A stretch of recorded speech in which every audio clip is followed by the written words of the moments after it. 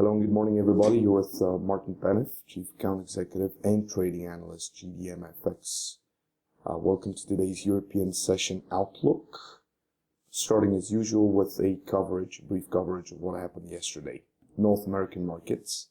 The Dow, 6 points up. In the US, the NASDAQ, 13 points up. The DXY index is climbing up to 92.92 from 92.74. NBA mortgage applications, 34.9% lower than previous. We had the building permits month on month, 0.023 million worse than expected, and the housing starts month on month, 0.049 million better than expected. In Canada, we saw wholesale sales month on month, 0.2% worse than expected, along with BoC Interest Rate lowered by 0.25%. This decision is in response to the recent sharp drop in oil prices, which will be negative for growth and underlying inflation in Canada. They expect the picking up of the U.S. economy to have a positive effect on them, as well as no oil exports to be the bank expects Canada's economy to gradually strengthen in the second half of this year, with a real GDP growth averaging 2.1% in 2015 and 2.4% next year. The economy is expected to return to full capacity around the end of 2016, a little later than it was expected in October last year. USD Canadian dollar, 231 points up. We are to see the Canadian CPI inflation data tomorrow. Today, initial and continuing jobless claims. In the U.S., housing price index month on month, and the Kansas Fed manufacturing activity. These are all for the United States dollar today. Moving to the European markets, the DAX and the CAC managed to move up a little bit. 40 pips up for the DAX, 150 range. 30 pips up and 80 pips range for the French index. Euro dollar, 80 pips up. Euro pound, 50 pips up. Euro Australian dollar, 200 pips up. And of course, the Euro Canadian dollar, 350 pips up. We also saw the Japanese yen, 30 pips down versus the euro, and the Swiss franc, 100 pips down, 230 pips range yesterday. Of course, today, the ECB Monetary Policy Statement and press conference, interest rate decision as well. We are waiting to see what Mr Draghi will announce, as it is pretty much close to historical importance. This is for the quantitative easing program. We are also expecting the European Area Consumer Confidence Index, Italian retail sales, and industrial orders. That's for today. UK markets, the FTSE 100 gained 77 points yesterday and closed at 6,666 pips. The sterling yesterday lost 0.1% against the dollar and 0.7% versus the euro.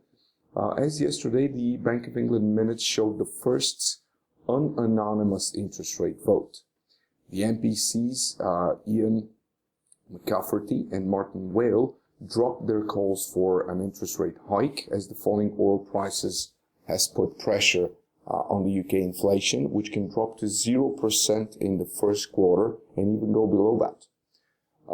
The Bank of England states that its policy could and would be adjusted, if needed, to meet the 2% inflation target. The central bank is concerned with the economic state of the European Union. Separately, the unemployment data from the UK showed some positive numbers yesterday, as the unemployment rate fell with another 0.1% and reached a 6-year low. Wages increased with the fastest pace in 2 years. However, it is not with the pace the markets were expecting.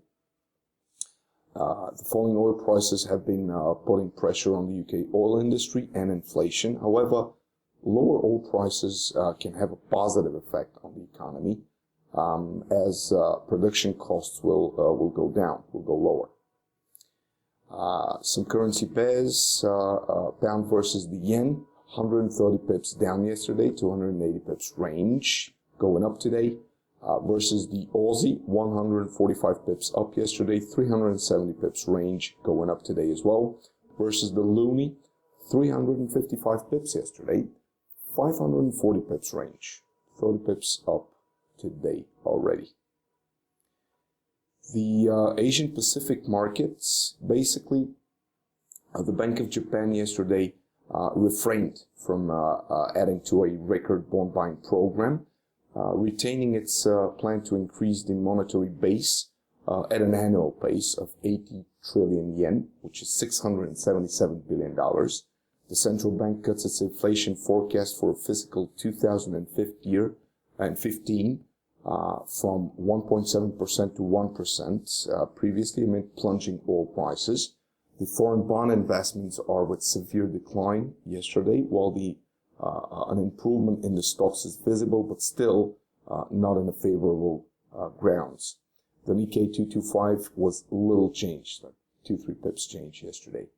The JPY has managed to gain some strength versus the US dollar, versus the pound, and versus the euro.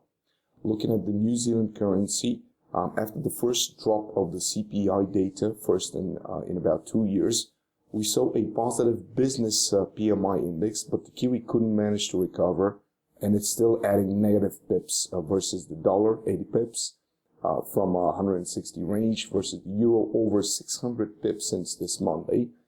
No events for the currency in the global calendar till the end of the week for the Kiwi. With regards to the Aussie, the Australian dollar, we're witnessing some slack in the properties markets and a bit of a decline in the consumer inflation expectations. The currency is suffering versus the euro and the US dollar already. Moving along to the commodity sector. First, S&P 500 index gained almost 20 pips yesterday, and it's almost 2030 level now. The gold had $20 range, went up to above $1,300, trading below that currently. Gold traded below a 5-month high before the ECB policy meeting that may introduce stimulus and elections in Greece as well. Silver had almost 60 cents range. It reached $18.48. It headed for a bullish market in its best start to a year in more than 3 decades, supported by speculation that the slowing global economic growth will spur demand for heavens. Then again, moving to the West Texas Intermediate, which had almost $2 range yesterday. Currently, it's somewhere around $47.50 per barrel. Oil in New York held below 48 a barrel before government data. That's forecasted to show U.S. crude inventories expanded for a second week. Natural gas had a range of 20 cents, trading at $3.06 at the moment, reached 3.10 yesterday. We have the EIA, a natural gas storage change, the crude oil stocks change, and the American Petroleum Institute monthly report, all of those scheduled for today. That was all from me. Thank you very much for your attention. I wish you a successful trading day. Cheers and bye-bye.